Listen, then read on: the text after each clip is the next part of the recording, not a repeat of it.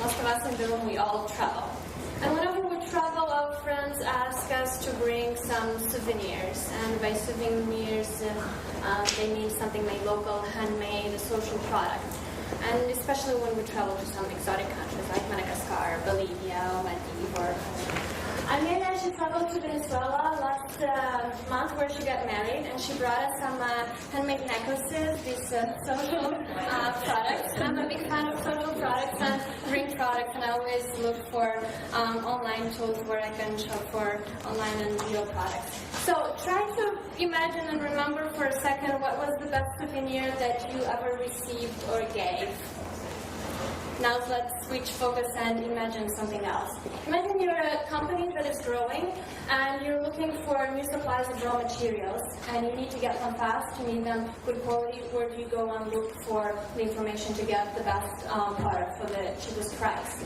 Now let's switch focus again and imagine you are a local producer, you're a farmer of these raw goods, or you're a producer of social products. You make handmade toys or handmade things that are specific to your location. But at the same time, you collaborate with an NGO that invested in you and helped you develop your business.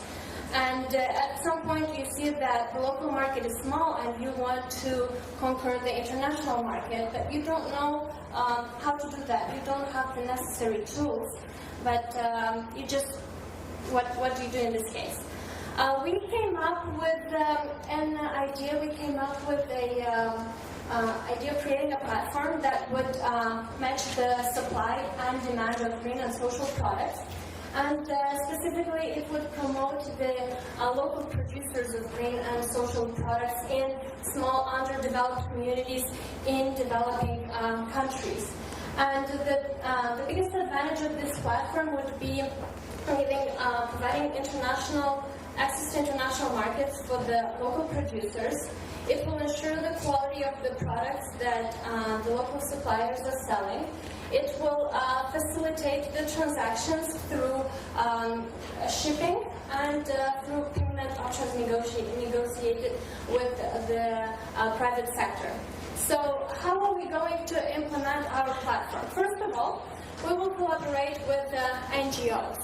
And why do we collaborate with NGOs and not directly with the producers of green and social products in the developing countries? There are several reasons for that. First, NGOs, they can ensure the quality of the products that the local producers would sell online. Second, most of the producers do not have access to internet or online tools in the developing countries. So the NGOs would be the one that would facilitate these transactions and placing information about these products online.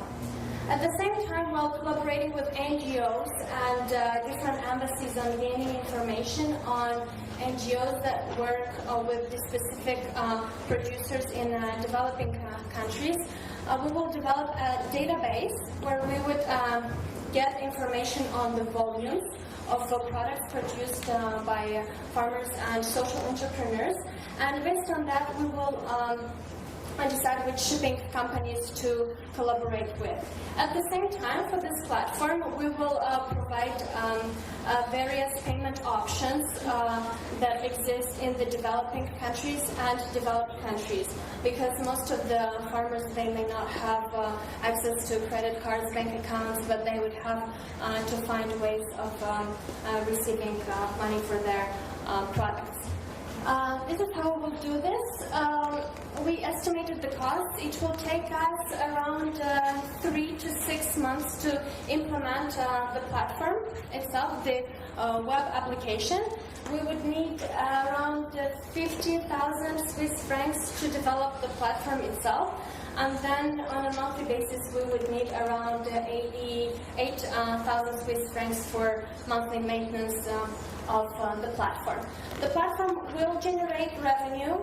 We will be registered as a non-profit organization, but the revenue that we would generate, we would cover the costs of running the platform and then hopefully developing this idea and creating transactions for promoting trade for development, for developing communities around the world.